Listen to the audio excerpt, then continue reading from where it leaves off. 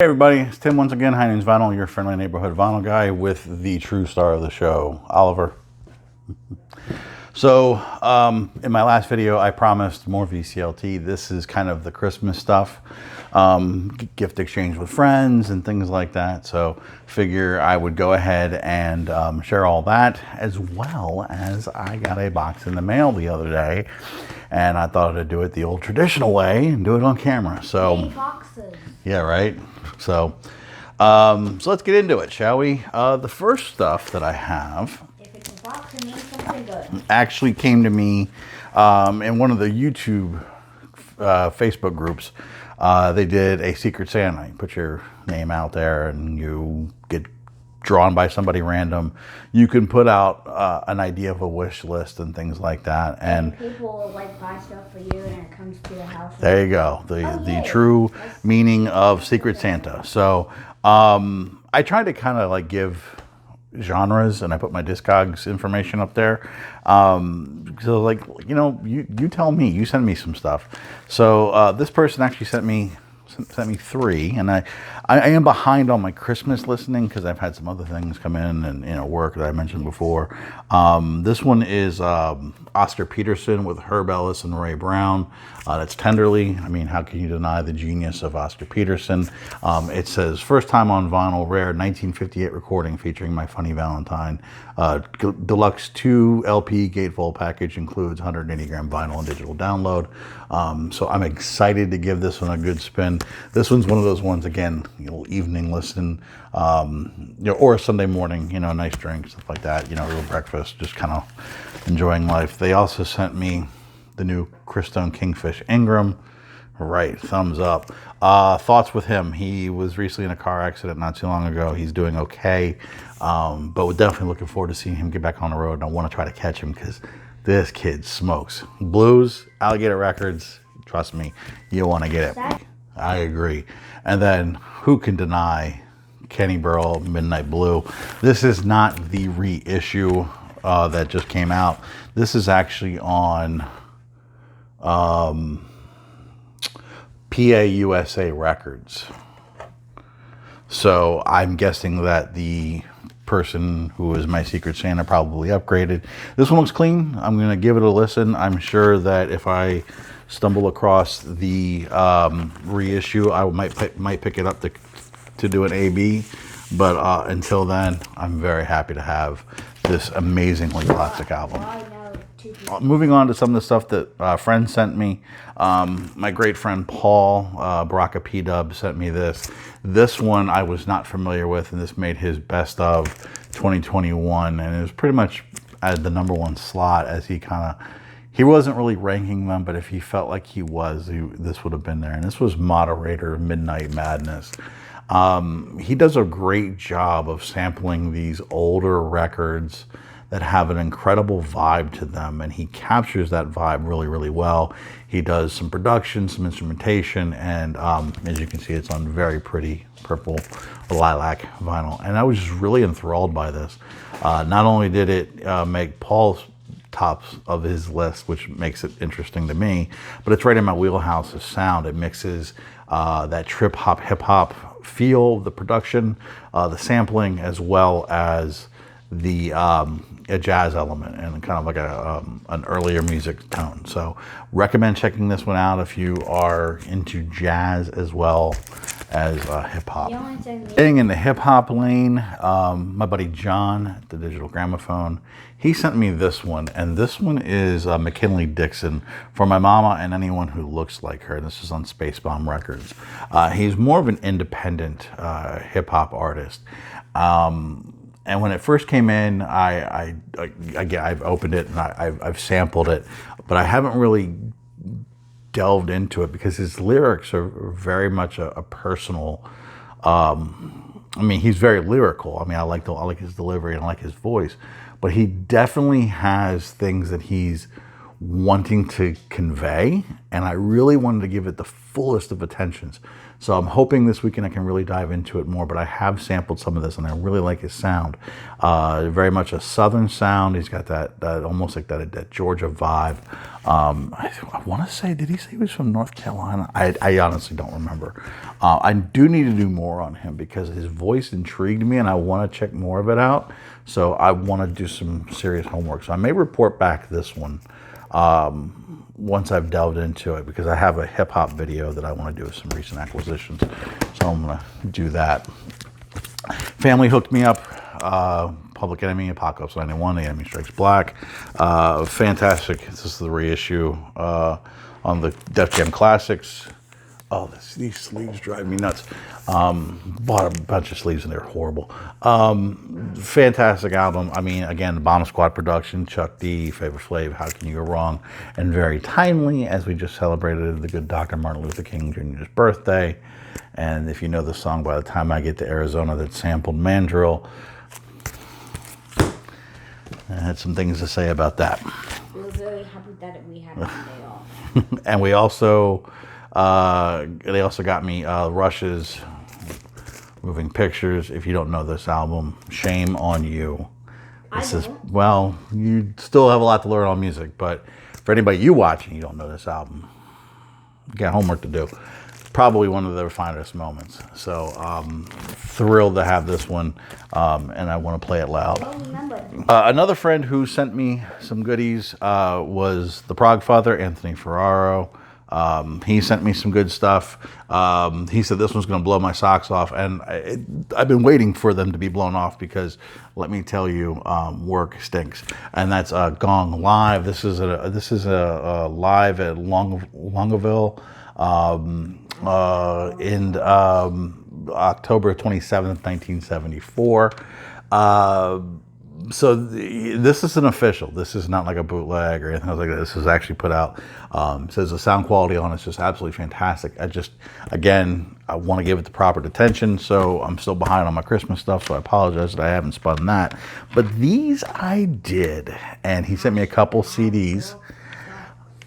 Genesis, The Lamb Lies Down on The Lamb Lies in Rochester. This was recorded in Rochester, New York in 1974. It was an FM broadcast where they performed the entirety of The Lamb Lies Down on Broadway. Sounds fantastic. It's wonderful to hear Phil Collins and Peter Gabriel together doing what they loved on just a timeless album. Absolutely fantastic. They preserved the recording of this very well, and it sounds fantastic. This label, Left Field Media, they've been picking up these FM broadcasts and putting them out there, and they're out of the UK because it's a weird legal thing that allows them to do those types of things without getting in trouble. I actually have another one from that label that I need to show. And then the Montevishu Orchestra. I mean, if you're familiar with John McLaughlin, the band needs no introduction. This is the Whisky A Go Go from 1972 on March 27th. And this was also recorded for broadcast, and it is just divine. So you've got the... excuse me. So you've got, things like Meeting of the Spirits, Miles Beyond, which they do a wonderful rendition of. A Lotus on Irish Streams, the Norwood Race. It's absolutely excuse me again. It is just absolutely fantastic, and I really just found myself getting lost in the music as I was listening to this. It was dangerous to listen to while I was working because I found myself just kind of leaning back in my chair and just drifting off and allowing the music to take me away. So I ended up playing it a couple times, and it just so good. So recommend that one as well. My buddy Jeff hooked me up with another ministry that was a must-need for the collection, and that's The Land of Rape and Honey. Absolutely killer album. This and Mine is a Terrible Thing to Taste are just classics in my opinion. I mean, you want loud, you want industrial, there you go. So this is the music on vinyl pressing, and let me tell you, it sounded fantastic. So very happy to get that. And then lastly, for the ones that I know about, because, like I said, there's one in a box. This came from my brother Bill, the Vinyl Verse. I call him brother because we had the same birthday and, you know, all that stuff. And I have that meetup coming up very soon. He sent me a stack as well, a couple 12-inch singles from the Roots, both from the Tipping Hat album. So you've got Stay Cool and Don't Say Nothing. He knows I've been trying to put together more and more of my hip hop singles. So those two were fantastic, sound great. You could tell they were out of a DJ collection because that's what we used to do, put stickers on the thing so you could see not only the BPMs, but, you know, if you're in a dark place, you could see what's on the, you know, what you're looking at as you're flipping through the crates. Got your name. My dad appreciates you a lot. He also sent me this. This is an alternate cover of from Genesis to Revelation. This is what they call Roots Rock Genesis on the Decca label. So I have a really bad beat up copy of from Genesis to Revelation. I mean, it's probably good plus at best. So it's tough to listen to, but he just leave it there. So it's tough to listen to, and he knew I was looking for a reissue or an upgrade. So he sent me this one along to me because he said he had a couple. So this was wonderful. I appreciated that. But not only did he send all those, this was the piece de resistance in the box. The legend, the story of Baby Huey. I mean, the living legend. Just an incredible album. If you are not familiar with this album, please do yourself a favor and check it out. This man was a powerhouse singer. And in 3 weeks, we lost him, Joplin, and Hendrix. So talk about a triple blow. And we're kind of seeing those things now, right? But, I mean, this was just an incredible album and just a glimpse into what we could have had with the Baby Huey. Just absolutely fantastic. I've been wanting this for a while, and I actually had seen this Run Out Groove reissue kind of floating around. I wanted to get it. He took care of me. Thank you so, so much. This one tears it up. So, lastly, I got this in the mail the other day. This came to me from my good, I guess it is a box. It came to me from my good friend Alex. Alex spins vinyl over in the UK. I had the privilege of meeting him a couple years back. He came to the States and we went traveling for a day or to a few of the record stores. Told me something was coming my way. I'm excited to see what it is. Have not checked it out. So I'm hoping I'm doing this the right way. I don't know if there's a note. If there is, I'm going to try to save it. Is there a note? Okay. Yeah, there's a note. It says note. Does it say spoilers? You know what? It just says note. So we're going to leave it there. I don't know if it has spoilers. So, I don't think it does. okay. Well, we've got to stay on camera. So we're going for the first one. Caravan. I have been on such a Caravan kick, and he said he had been checking over my Discogs wish list, and cannot say enough about how excited I am to have some more Caravan in the collection. This is Waterloo Lily. This one originally came out in 1972, so 50th anniversary this year. Caravan, you cannot go wrong with some Caravan. That's going to get moved to the top of the stack. And looks like we've got, feels like we got two more. All right. Hold on. I was gonna say.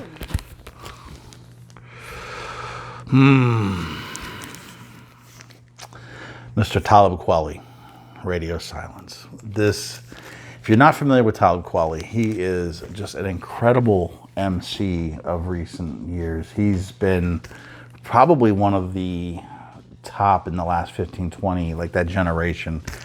Him, Mos Def, who is now Yasin Bey, Pharoah Monch, just very lyrical content driven, very woke lyrics, very much knowledge based and very forward thinking.